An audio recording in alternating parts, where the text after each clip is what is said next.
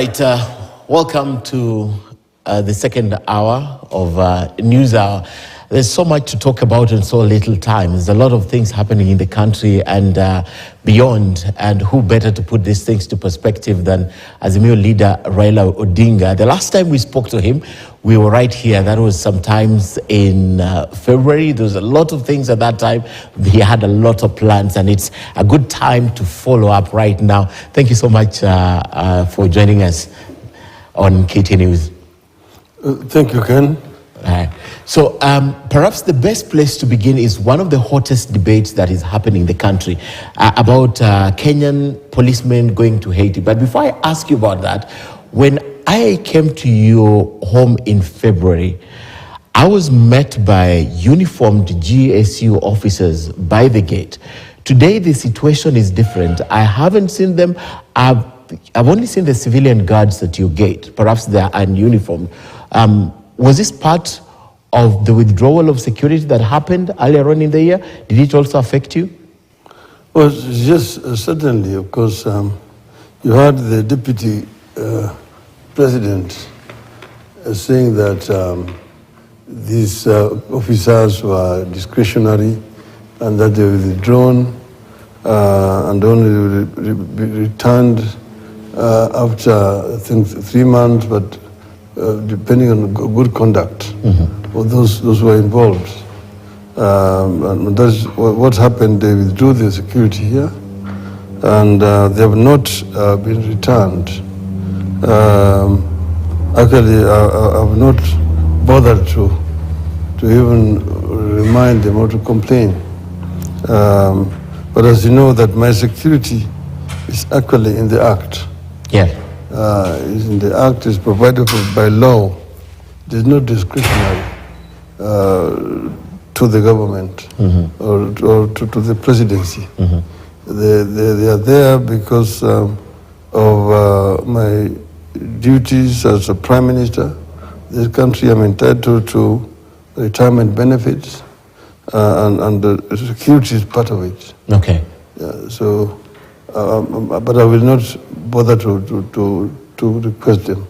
But it's not discretional for the government to assign security to a former prime minister. I mean, you have served in one of the highest positions in this country, and you were saying you will not even bother to ask? I mean, this is an illegality ab initio. It's an illegality.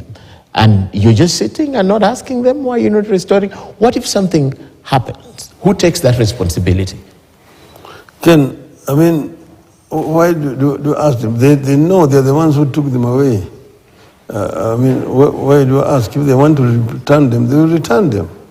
But what you're suggesting I should go begging that return this security. They have their reasons why they remove them. And if those reasons are no longer existing, then you return them. I wouldn't even waste my time going to courts. Okay. Because I know that courts are themselves compromised. Do you care about your security? I care about my security. And I believe that there's somebody up there who looks after me. So I'm not bothered. But my biggest security are the people. The people are my biggest security. Okay. That's why I can go around walking in the streets without much problem. Let me flip the coin. One of the reasons that they gave for withdrawing security, not only yours, but across for leaders from Azimio, was that the security was being misused in their time, especially for the Mandamano. So they needed to take this security to guard people's property. If I flip the coin, do you think they had a point that you're using state-given security to protect you during Mandamano? No, they have no point, because these are security which are assigned to me, and they're only actually protecting me. But as you remember, in that period, there were attempts at my life. They shot at me several times. But this security, of course, were in different vehicles. But all that they wanted was to have me as just a sitting target so that they could get me. And these people were removed, they were taken back. To my knowledge, I know that they are not doing anything. They are just there in the camps. They are waiting to be told to come back. Okay. Yes. Haiti, the president has decided to deploy our policemen to Haiti. As someone who is vast with geopolitics and global politics, is this the right move? It's a debate that is going on social media. I mean, there's so many quarters that have also castigated that move to take Kenyan policemen to fight gangs in Haiti to try and restore order. I mean, there are countries that are near Haiti more than Kenya, but we're doing it from where you sit. Is it the right move to make? I don't think so. The question we will ask is, why Kenya? What is so unique about Kenya that Kenya can be identified out of 54 countries on the continent of Africa? But before you even come to Africa, you see Haiti is at the doorsteps of the United States, which is the most powerful nation in the world. And there are several other islands surrounds Haiti, because on the other half of the island is the Dominican Republic. I have been to the Dominican Republic. I've overflown Haiti. Jamaica, just next door. There are several Bahamas, several other Caribbean islands around there. Then there's the South American continent. There's Venezuela. There's Colombia. There's Brazil. There's several other countries, including Argentina, on the South American continent. Canada is the other side. If you now leave the Americas, then you come into Africa. Facing the Americas, that side, West Africa, there is Senegal, there's Guinea, there's Nigeria, Ghana, Liberia, Morocco. Before you come, and you come all the way to eastern part of Africa. And you ask yourself, what is it that is unique that Kenya is being chosen to lead a multinational force in Haiti? But if you are conversant with the Haitian problem, it is not a problem that began yesterday. It has been a long history, and the United States has been very much involved in this. Remember, when we were students, there was a period of what we call the Papadoc de Valier, who had his security force called Tom Makut, who would come and hijack people from their homes and go and mutilate their bodies. When he died, then his son took over, Baby Doc. That was later in the year.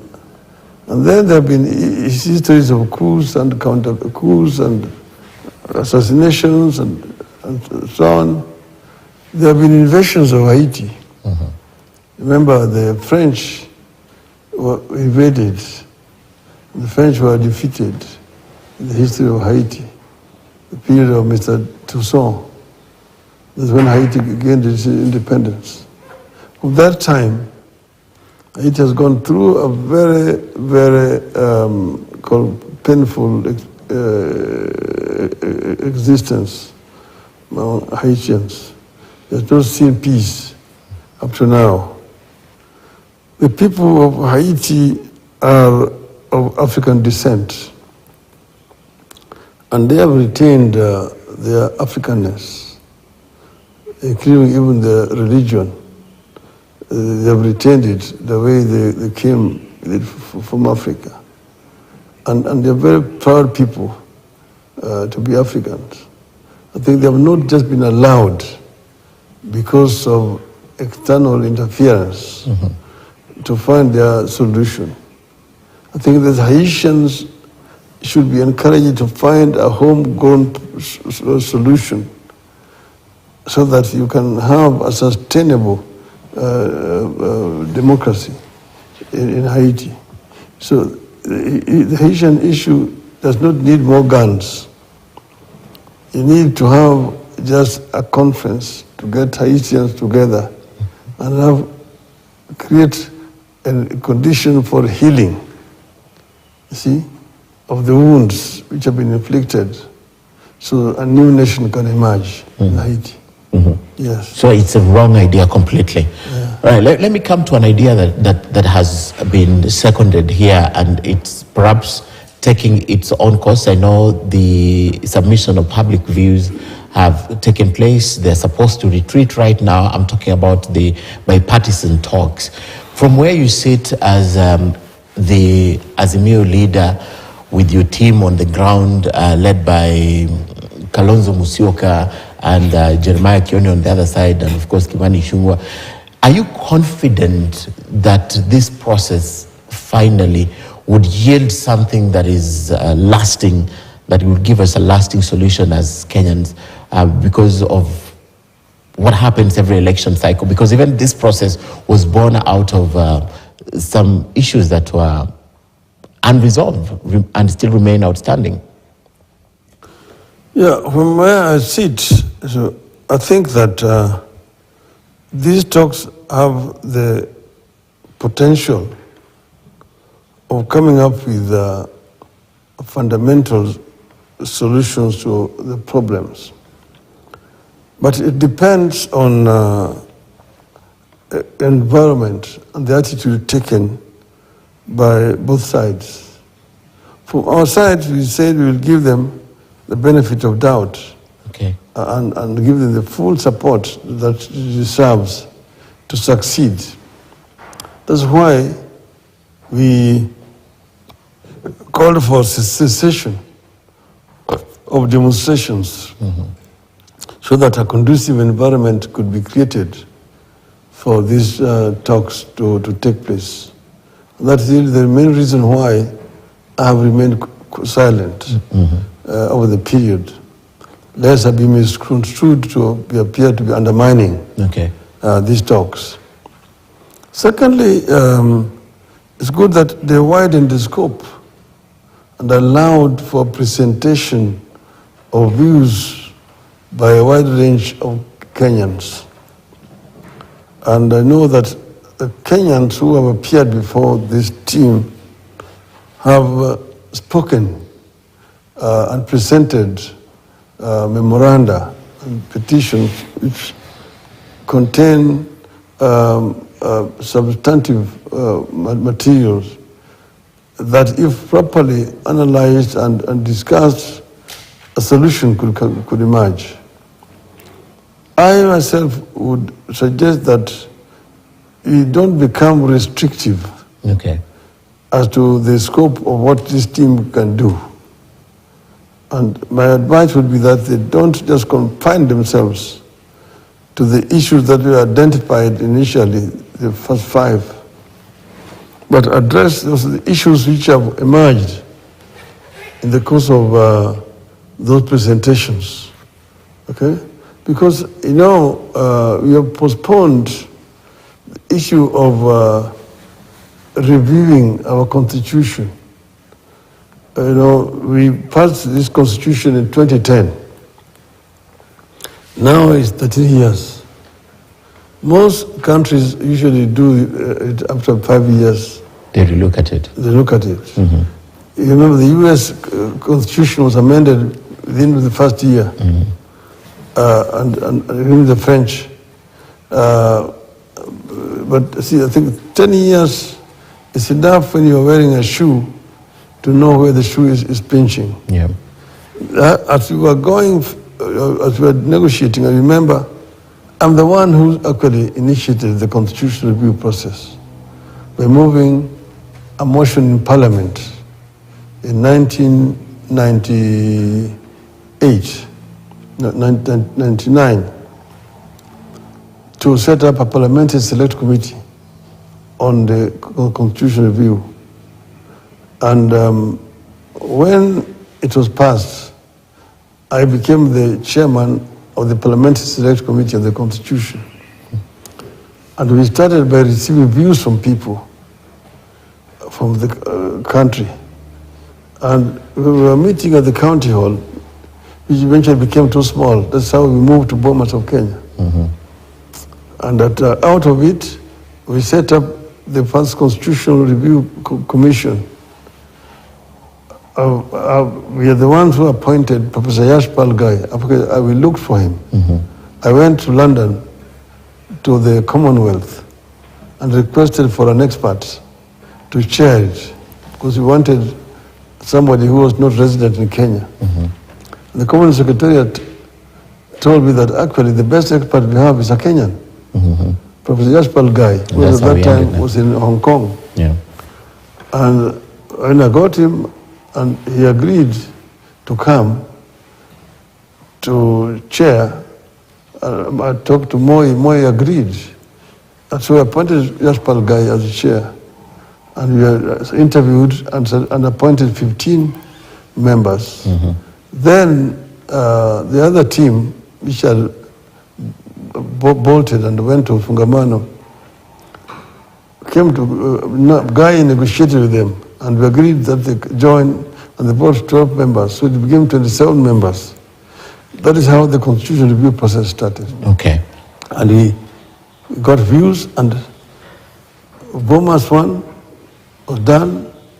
There was a stalemate over issues of devolution and then issues of executive. And that's why we ended up with oranges and bananas.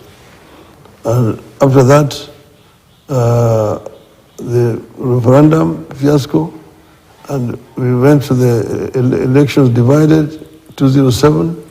You know the outcome. After that, the Kriegler, and Waki, we ended up the 2010 Constitution. Yeah. Which was a compromise, like the structure of devolution we have today was basically a compromise. Okay. You remember the region of Bomas, we had 14 regions as the devolved units. This one which we are having was imposed as a compromise. I don't think it is a perfect one.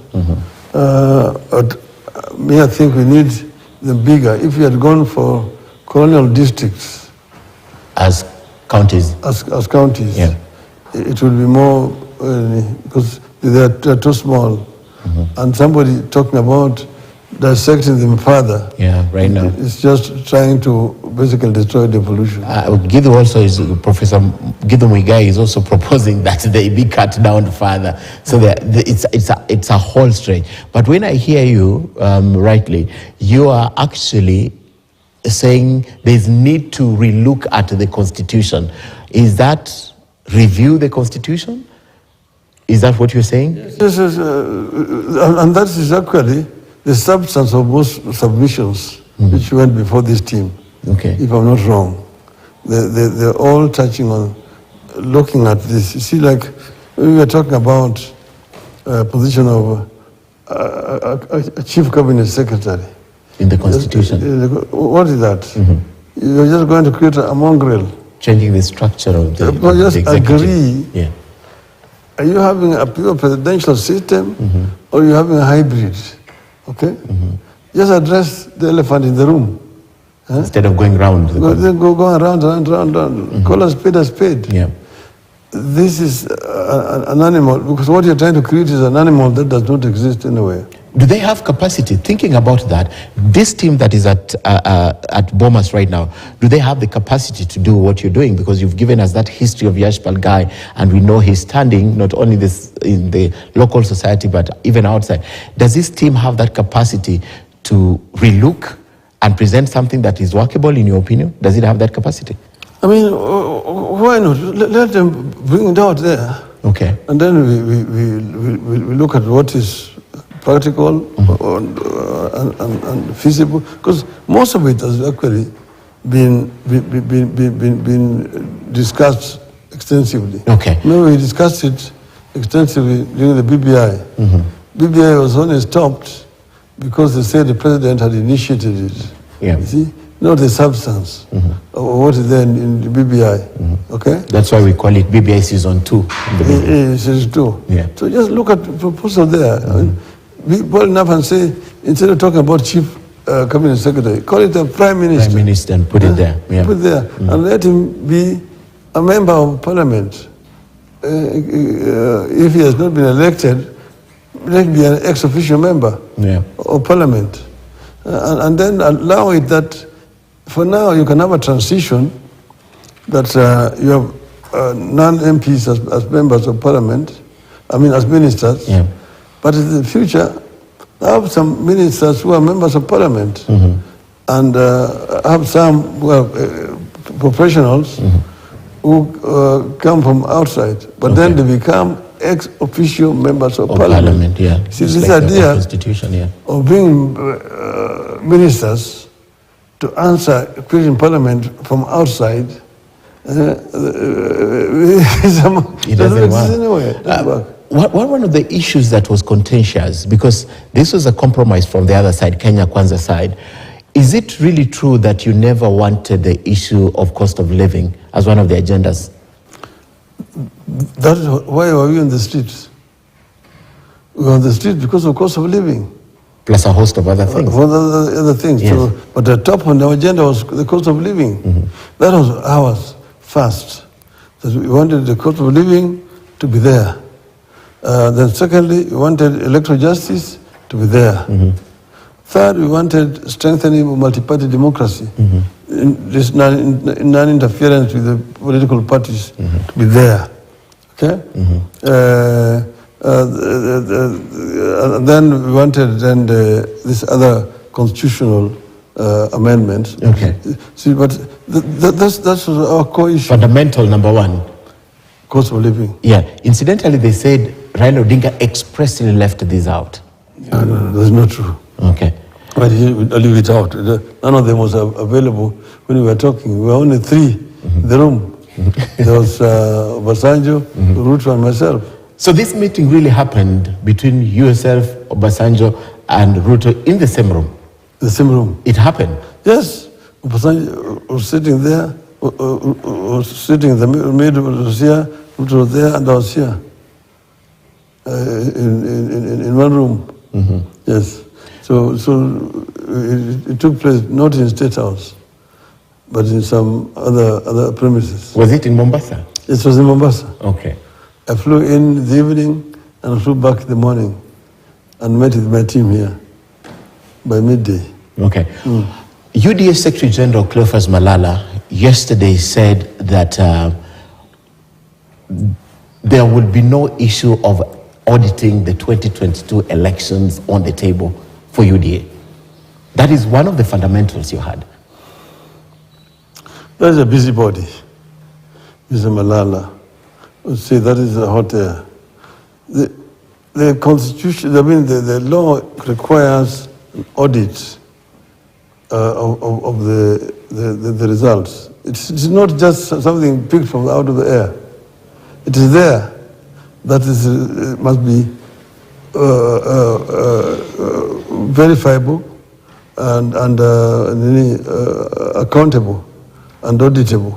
So it is not just that we are demanding it, but it is there in law. The law is going to provide for it. Because if you're saying that there are issues with what happened, and you want to basically rectify so that you don't have a repeat in the next elections, how can you do it without having the results audited? Is that the aim? Because I'm getting a different picture. Is that the aim of asking for the audit? Because it looks like the aim of asking for the audit is to prove that the results that were declared are not the results that should have come out. Is that the aim? What is the aim? Because what I'm hearing is so that there's no repeat in the next election.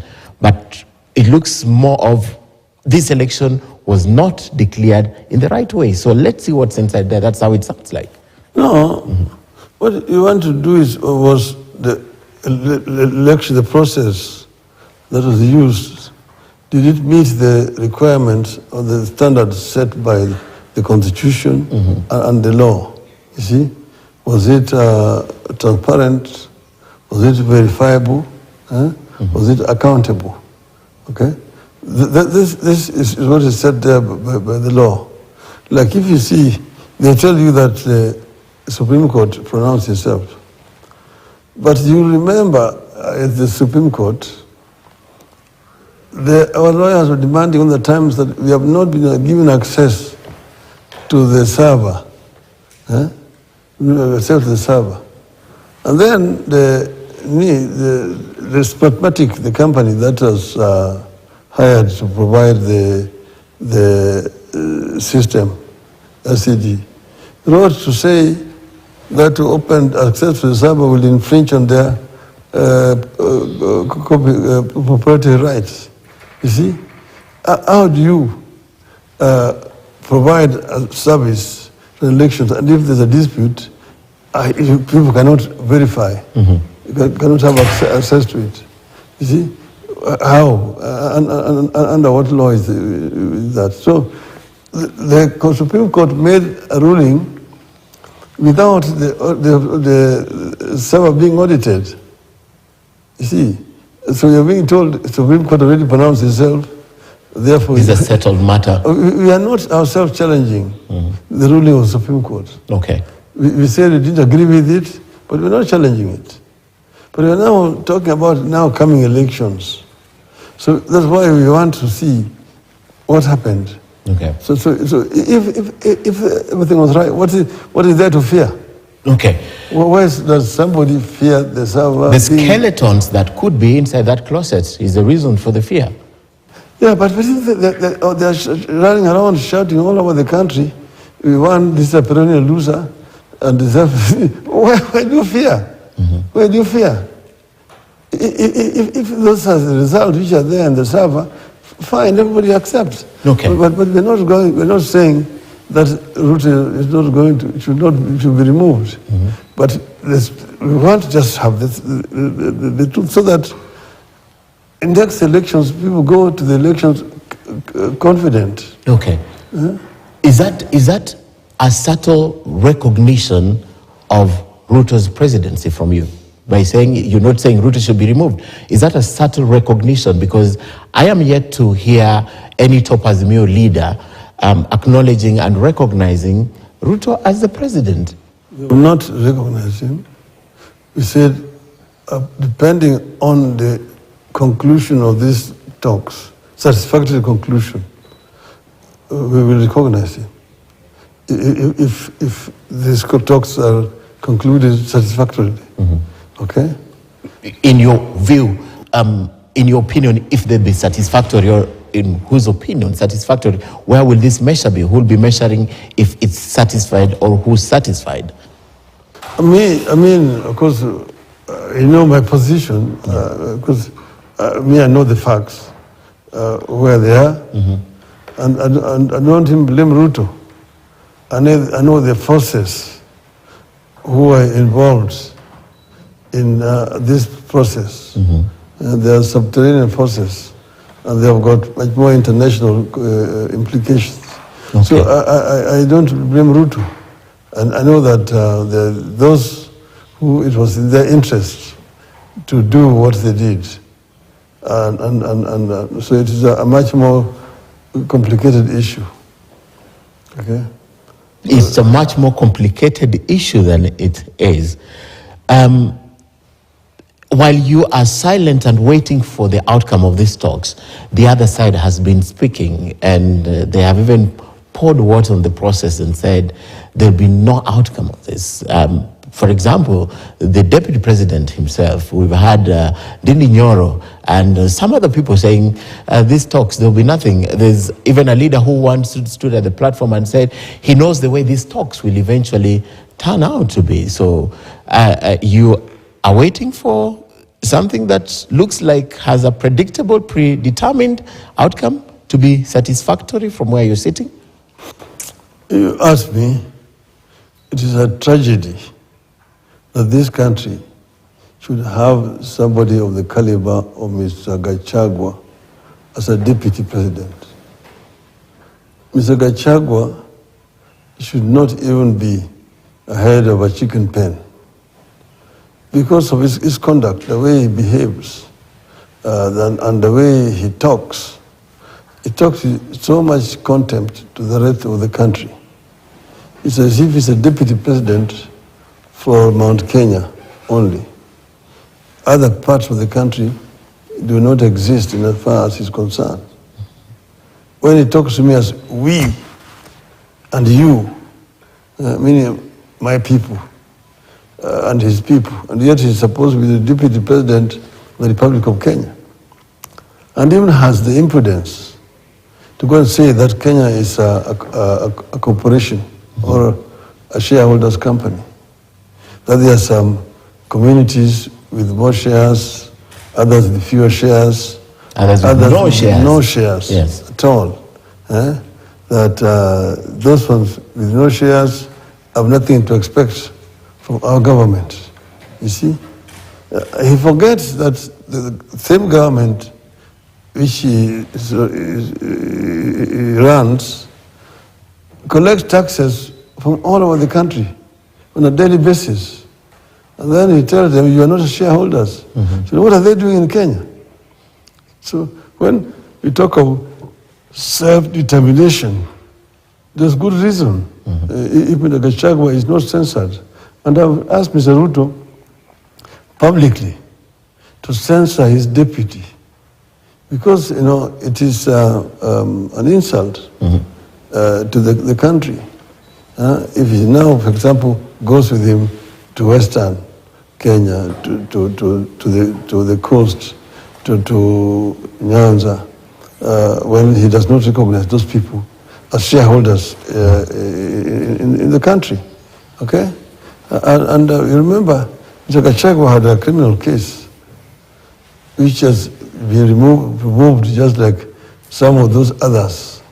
He's the one who is now talking about corruption, okay? So this government cannot fight corruption. It is itself a product of corruption. Okay, I'd like to talk about corruption extensively, but let me ask the last question on this dialogue. At the outset of President Ruto's reign, he said that niacheni huyo Raila, I will corner him. Have you been cornered by Ruto finally? How has Ruto? He's made you to go silent. You were silent. Kenyans are asking, where is Baba? Why is he not speaking? No, I mean, Ruto has no capacity to silence me. He has no capacity. He's living in an illusion. I have no fear of Mr. Ruto at all because my power does not come from myself. My power comes from the people. If he wants to silence me, let him go and silence the people first. Okay. But I talk when it needs for me to talk. For now, it has been necessary for me to be silent because we started this process of negotiations. And I felt that if I speak, I may jeopardize the outcome of the talks. Okay.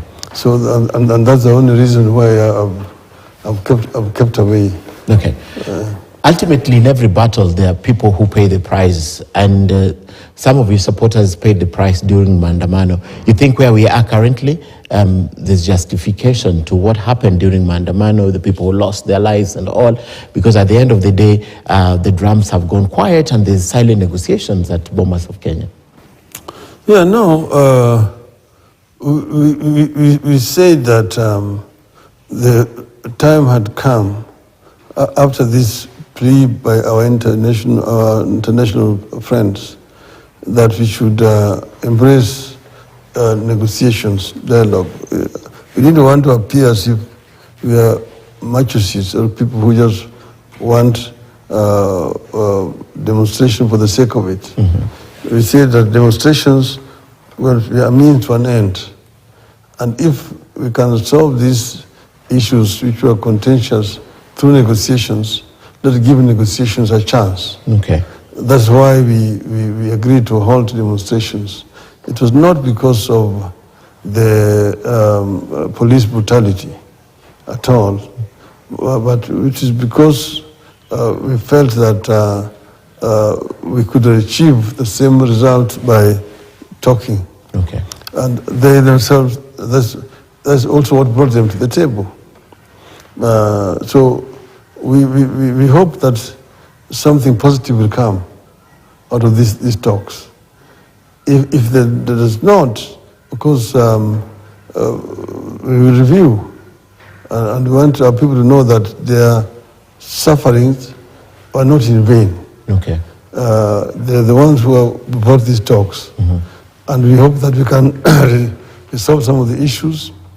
We have put, as you know, our position on the cost of living. Yeah. We've made very concrete proposals of measures to be undertaken by the government. We have talked about the issue of electoral justice very openly there. We've discussed the issue of strengthening multi-party democracy. Okay. We've talked about the issue of inclusivity. You see, inclusivity has been a major issue because of this shareholding thing, that people who come from regions where Azimio is strong have been excluded from public service. Some of them are being sacked, very many of them have been sacked from senior positions in the civil service. When the recruitment is being done, it's very skewed in favor of some communities. And then in parastatals, the appointments in the senior positions, people have been sacked. So there are a few they appointed into positions as members of boards or chairman, which meets once every 3 months, and you're paid 20,000 shillings a sitting allowance. But the big positions go to particular, the many shareholding communities in Kenya Kwanza. Okay. So on that, if I would say that you, because you said it's Maandamano that brought them to the table, you used Maandamano to get to sit and talk with Kenya Kwanza side. Would that be true? If I would say you used the Maandamano to bring them to the table? No, what we're saying, we had issues which we were addressing during the Maandamano, and the people agreed with us. And we were demanding this and that should be done. We were demanding the issue of cost of living. We were demanding the issue of electoral justice. We were demanding the issue of non-interference with political parties, and so on. And they agreed that we can sit down and discuss these issues. Okay. Let's now go to the cost of living. We are worse off than we were, or Kenya is worse off than it was pre-Maandamano and during Maandamano. When the drums went silent right now is when the cost of living looks like it's blowing the roof. So it's not really achieved what you were agitating for at that time. Because the talks are not yet over. You believe the talks can bring down the cost of living eventually? Let's wait and see. Okay. But what I'm trying to say is the Kenya Kwanza administration has got its priorities very wrong. Okay. First, they raised the hopes of people too high during the campaigns. And I think they felt that the Kenyans are gullible. Once we have taken power, nobody will question. And so they didn't realize that we live now in a completely different era where people remember. Like when you look at TikTok or the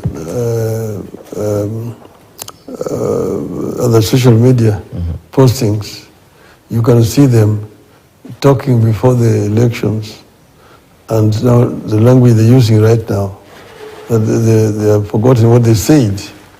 They were in government, but then they were spreading propaganda that there was a handshake government, that I was in government. Yeah. You are responsible for the current state of affairs. That's what they're talking about, which is basically cheap and stupid propaganda. I mean, what position did I occupy in the government? What ministerial position did I or any of my members occupy in government? Or diplomatic positions, or in parastatals? Nowhere. It is Ruto who is the deputy president. Most of his ministers now are with him in government.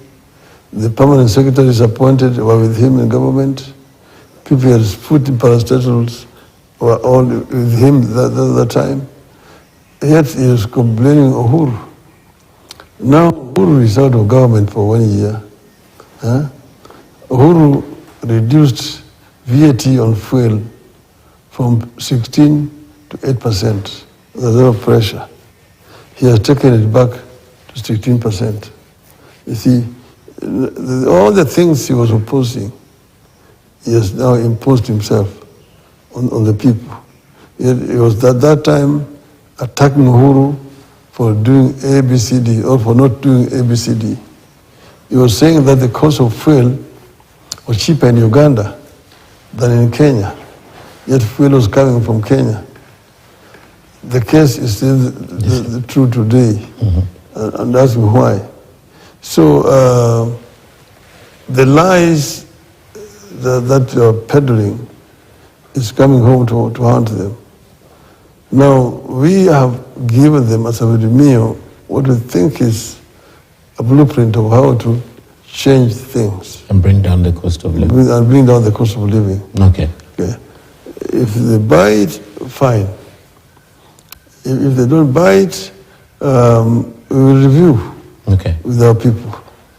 Yes. Kenyans, they say that with Kenyans, they are able to adjust. Right now, they have had adjusted to the highest fuel price in the last probably few years. The other day I was in town, and for the first time over lunch break, parking slots were empty, which means people are not driving to work.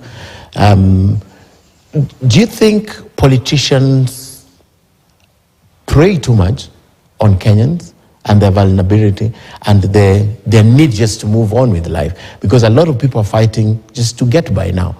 Do you think that's where this problem lies? Because we'll take what we are given. I think, you see, there's what you call pent-up anger. Kenyans are not happy. They're doing what they're doing out of necessity.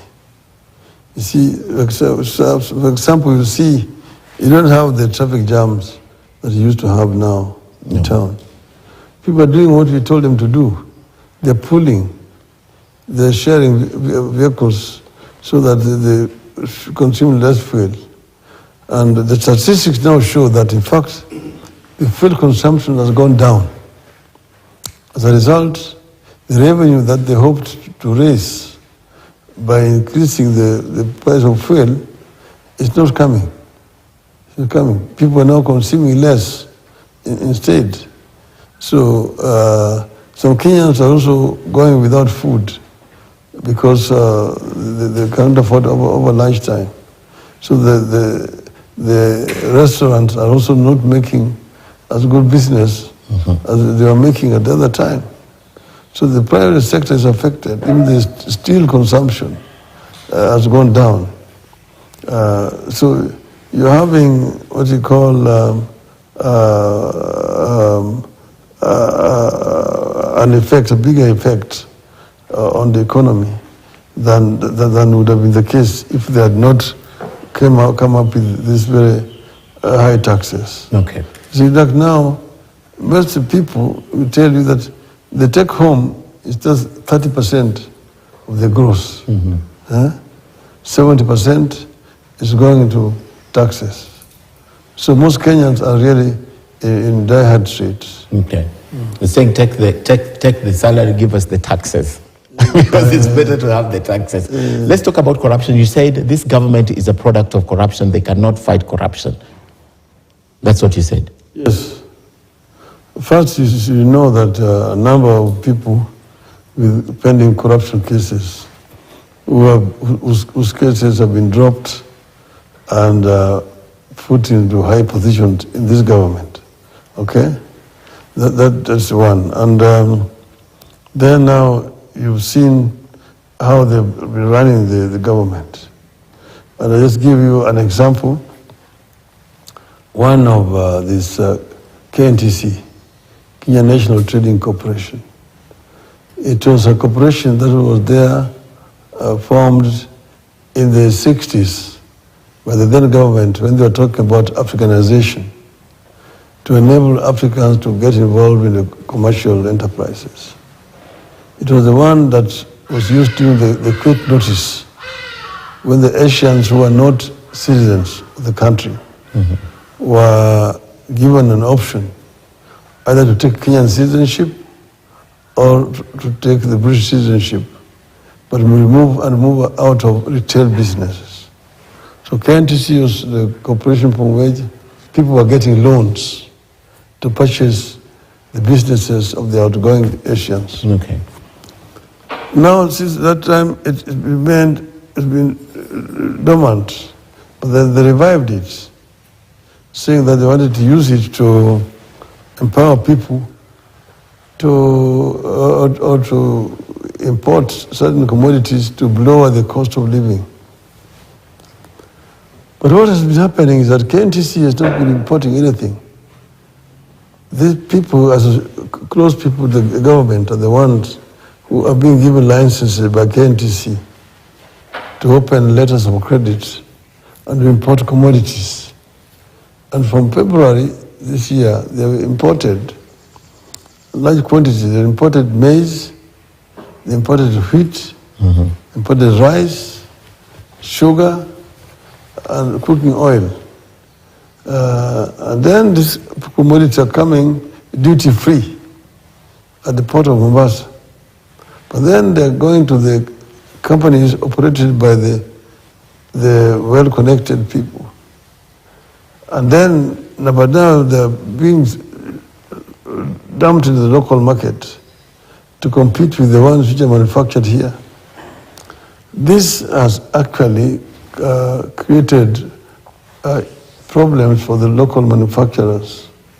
A company like Bidco and others doing the cooking oil have actually laid off over 2,000 people because they cannot compete with this refined oil coming from Dubai into the markets here.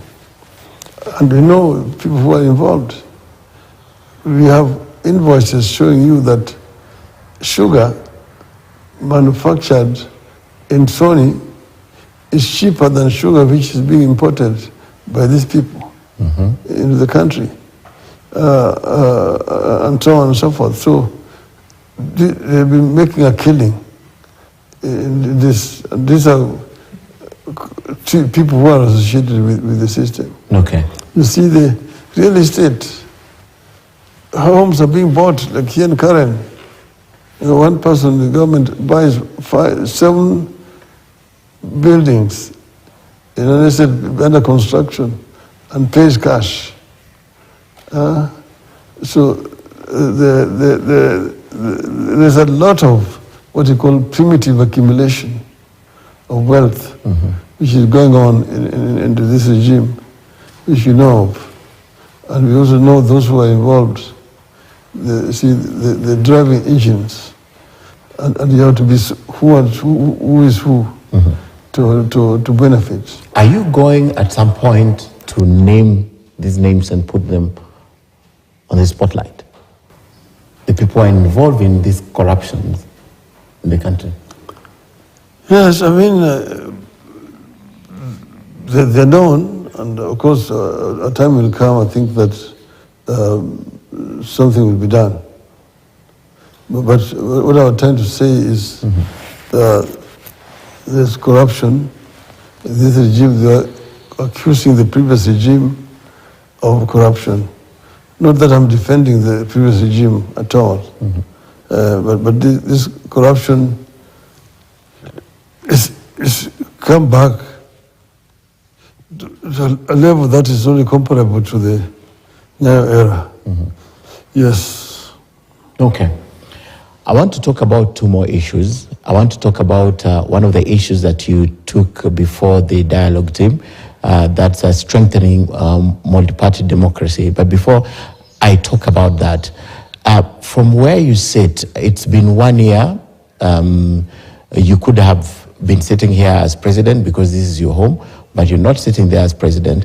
But I'm more concerned with the people who worked with you closely, who have since left and decamped. So before I talk about members of parliament, your staunch allies who campaigned for you, who are now on the other side and rooting for the president, do you, and even your very close allies and even aides, people who worked close with you, do you feel betrayed sometimes when you sit in your house and look at them, watch them on television, you feel this is not right? No, not at all. I mean, people are free. There are people who do it out of necessity. They are looking for opportunities. They are trying to survive. They're looking for maybe a job to do, contracts to perform, and so on. So I sympathize with some of them. I have no issues at all with them at all. Okay. I'd like to pick one because it's been in the media in the last 1 week. And this is one of the people who worked with you since you were prime minister. He told the media the other day in an interview, he said that it's time for Raila Odinga, not his words, but sort of it's time for Raila Odinga to move aside to let Kenya move on. Is that something that you think it's time that Raila Odinga, who he's worked with, will move aside and just let Kenya move on? I don't know whom you are talking about. If you're specific. This was Silas Chakakimba. Yes, who worked with you very closely until the last minute. Leave Silas alone. Silas is like that. He's been on and off. Whenever we are out in programs, he's the other side. When things change, he comes and apologizes. We welcome him back. On and off. So those are opportunists. And there are so many. He's not the only one. But you asked me to be specific, and because this is happening in the last 1 week or so, that's why I was specific with this. It's like my son is, you can call him a prodigal son. He'll wander like that, later on he'll come and apologize. The other time, he picked an issue with my daughter. Yes. And people were thinking that my daughter was the one who was in a problem. I said, no, he's looking for an excuse to jump over to the other side. and it didn't take long. It didn't take long. Yeah. Okay. So the other one is Felix Oduor Jalango, which I want to talk about strengthening, because one of the things you have done this time round is even expelled members of Parliament from ODM. And I know this is something that you did previously when you left a party, you went back to the people. They have gone to court and the court has halted this process. But I'm looking at the recent history, apart from voluntary movement like yours, it's very hard to remove them. So Felix has also said that he has no problem with Baba. He's just there looking for development. You see, first, it was wrong to say that ODM was expelled. Remember, we did not expel any member. Okay. We just read the law and said that they are deemed to have resigned from the party. There's a clause in the party's in the Political Act, the one that we quoted. Yeah. You see, that if you are a member of another political party and you associate yourself with another political party, activities of that political party which are contrary to the interests of the party that sponsored you, then you're deemed to have resigned. Because there's one which you have resigned yourself and joined the other party. Yeah. The other one, you're saying you are cooperating with that other party. Your party is in the opposition, you're cooperating with the party which is in government. then you are deemed to have resigned Okay. from your party. You don't have to announce or write a letter of resignation. That's what we quoted. Yeah. We were still going to move to political parties tribunal, and then go to register political parties, then to political party tribunal, and then to the court.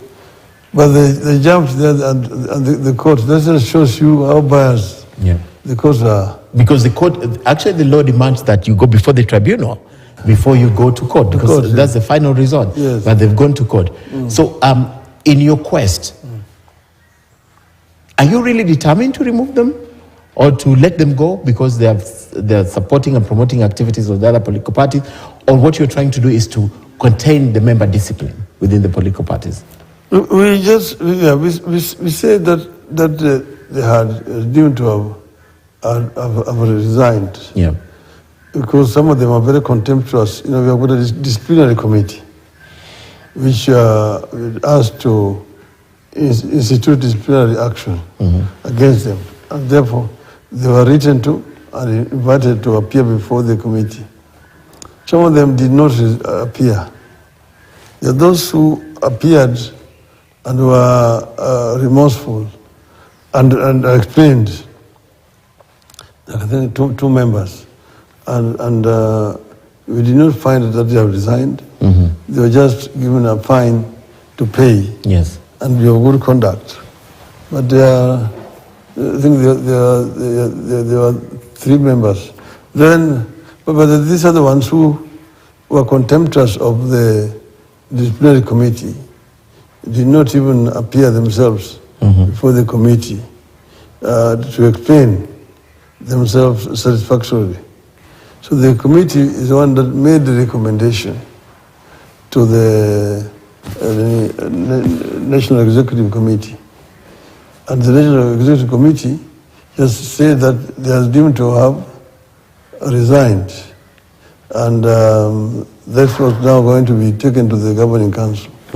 So the process was not even over. And then they go to courts, and the courts, without even inviting us to appear and state our side of the story, the courts make a ruling. So this speaks volumes about our judiciary. I've been saying it, and I will say it again, that our judiciary is very compromised. Yeah. Okay. We're running out of time, but I have to ask you this. There have been issues that have been brought to the media, and we are media, and we write about this, that Raila Odinga is actually thinking of 2027. But before I ask you that, with the movement that I've been talking about, especially with the party discipline and all, you say your base is not Luo Nyanza, but it's your biggest support base. Do you think your base generally as Raila Odinga is shrinking, and increasingly you're finding yourself with lesser and lesser people? I don't even know why you're asking such a question. I lead one of the biggest political parties in the country. Because I tell you about ODA, which had not even held elections. It was just a collection of group of people making noise. People were voted because of euphoria. But ODM has got proper base, and is a party with branches all over the country, and the party that has got proper leadership structure from the polling station to the national. And we're running ODM in a very professional way. We have been having problems. The government wants to undermine multi-party democracy.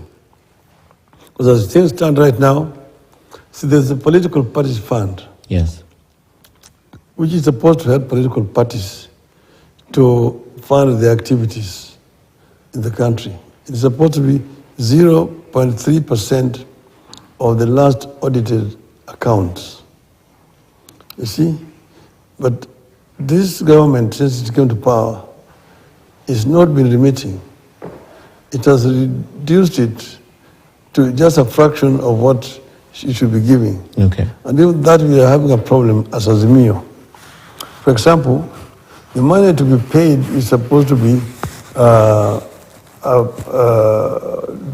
divided in accordance with the votes obtained by political parties. Azimio, had several political parties,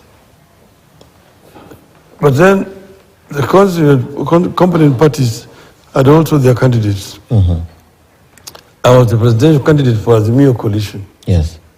But Azimio did not have candidates for parliamentary and MCA and gubernatorial.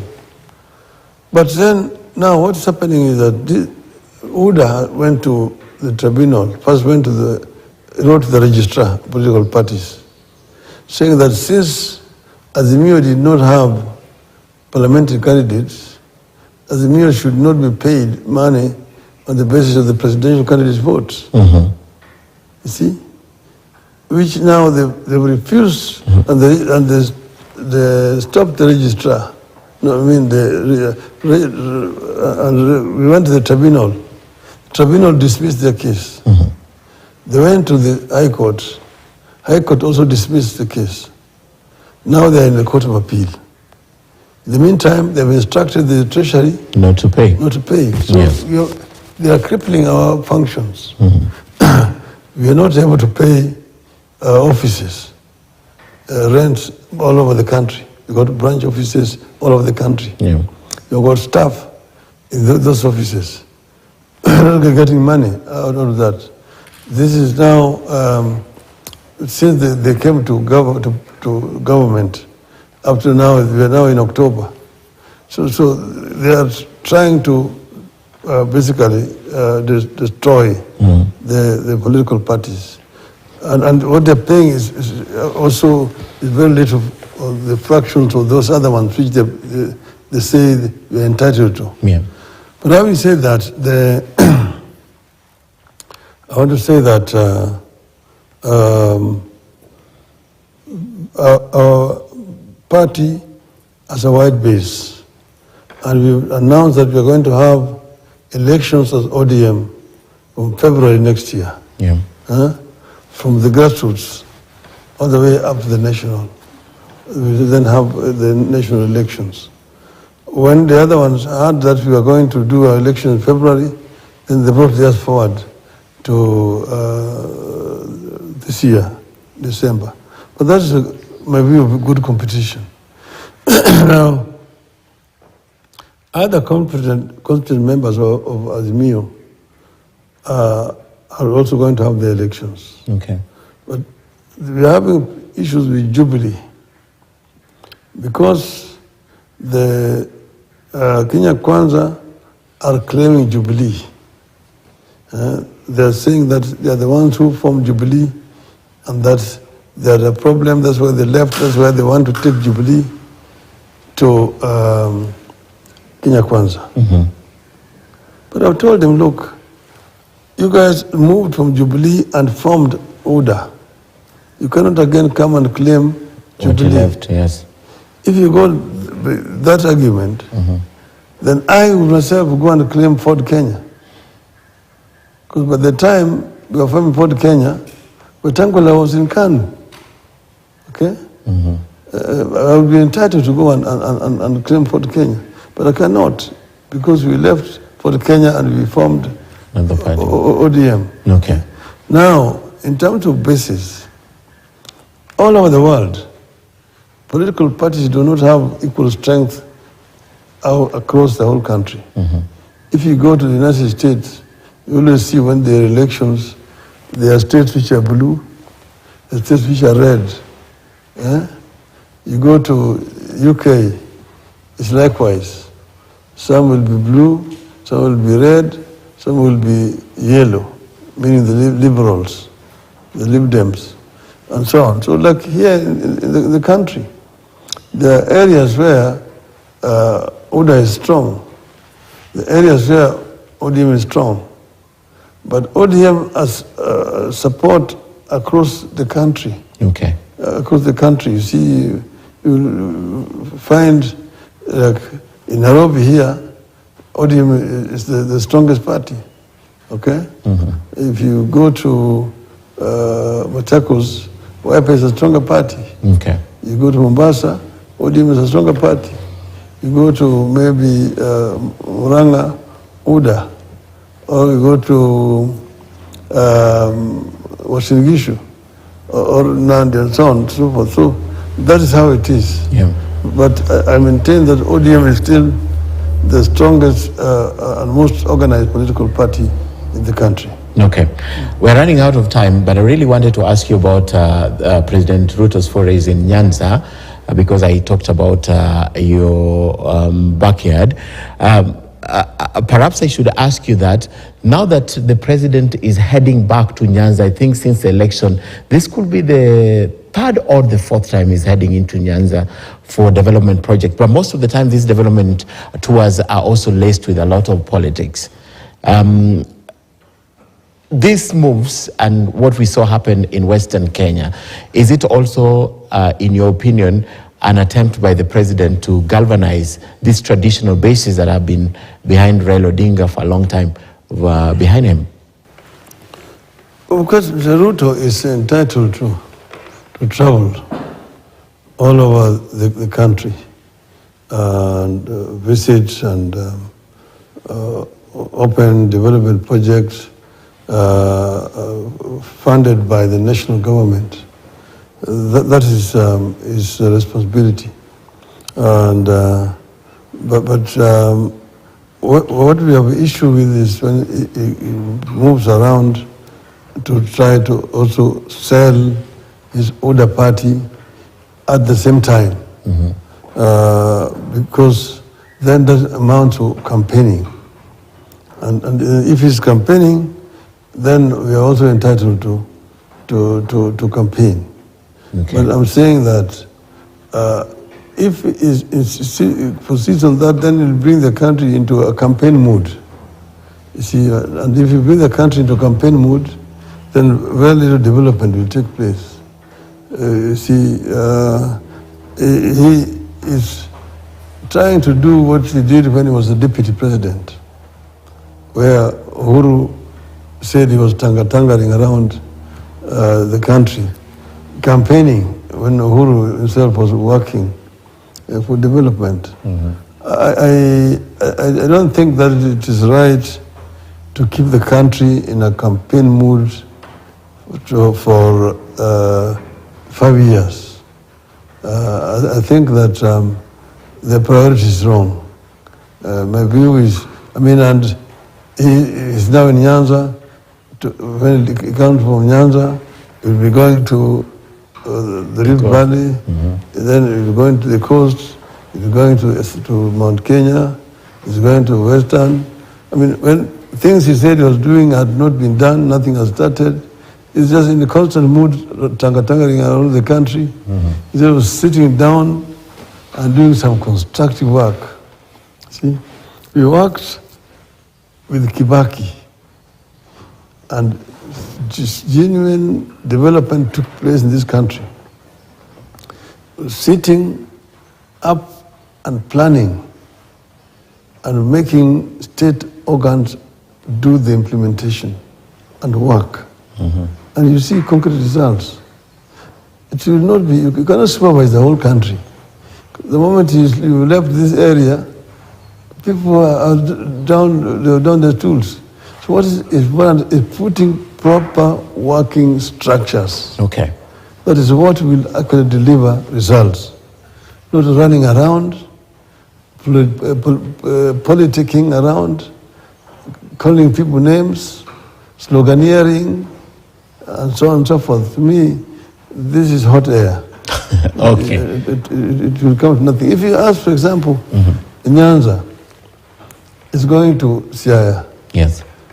To open a hostel which was built by the county government in Ugenya. That the local MP is a member of the finance committee, and they put some money in the budget for some expansion work. It's going to game supposedly to open an ICT hub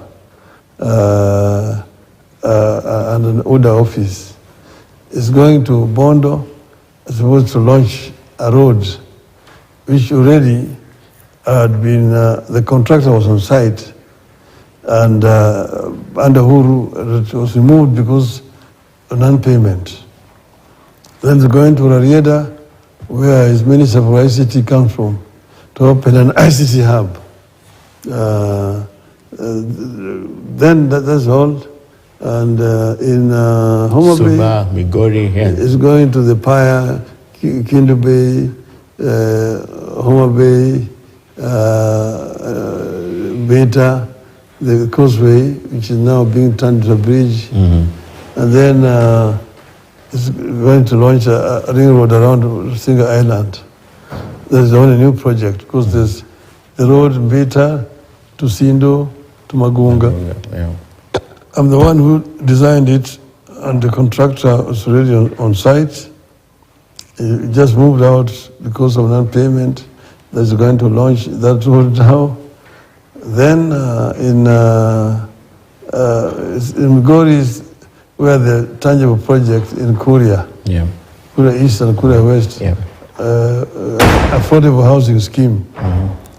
But the rest of the Migori, there's nothing. Okay. That is doing. And then you will have talked, and you've got a group of political rejects, those who are candidates and left, have been appointed to some useless parastatals as chairman, members of the board, and shouting, "Woulda, woulda." To me, it's a waste of time. Okay. But it's fine. He has to do what he has to do. Finally, there are two categories of Kenyans I'd like you to address. The first category of Kenyans are the Kenyans who are telling you, you have done your bit, and Kenyans are not listening to you, especially on the cost of living. And when you said that there will be a new strategy, they started saying, Baba, just let us deal with this. That's a group of Kenyans who want to hear from you. What are you telling them? And second, are these Kenyans who are increasingly living in hopelessness because of the high cost of living and something that you have been fighting for in the last year? So perhaps talk to those two groups of people. Well, Kenyans are very resilient people. They've gone through some very bad times and managed. I'm confident that the Kenyans will manage. I know that we are going through a period that calls for perseverance and patience. I know that sometimes patience is running out, but my plea would be, let them continue to keep hope alive. There are those who say I should let them go and do whatever they want to do. I don't want to be restraining people, because I don't own Kenya. Kenyans are free, independent people, and Kenyans, in my view, are also very patient people. They can tolerate a lot. I know that in the situations where these things that are happening right now would have led to a people's revolution. But we say that we do things the Kenyan way, and let's do it the Kenyan way. Okay. I don't want to prejudge the outcome of these talks which are ongoing. I don't want to give hope also that something very huge will come out of it. But let us wait and see, in my view. Okay. The last people are the people who are saying, you have done your bit, Kenyans are not listening to you, let Kenyans suffer, stop fighting for them. Stop fighting. See, I mean, other people will actually take over when I leave. And but I have not even been bothered myself. I'm here. I do what I think is a historical duty. Okay. To do, but time is going to come when I will say that let other Kenyans also do it. For now, you will do your bit. So now I'm with Kenyans, but yeah, so now I'll be with Kenyans. Okay. A good place to end the conversation. Thank you so much, Raila Odinga, for speaking to us. And as always, it's a pleasure you hosting us and having these conversations. And that's how Kenya moves forward. So thank you very much also for watching. We do this again whenever we have an opportunity. My name is Ken Mijungu. Enjoy the rest of the viewing.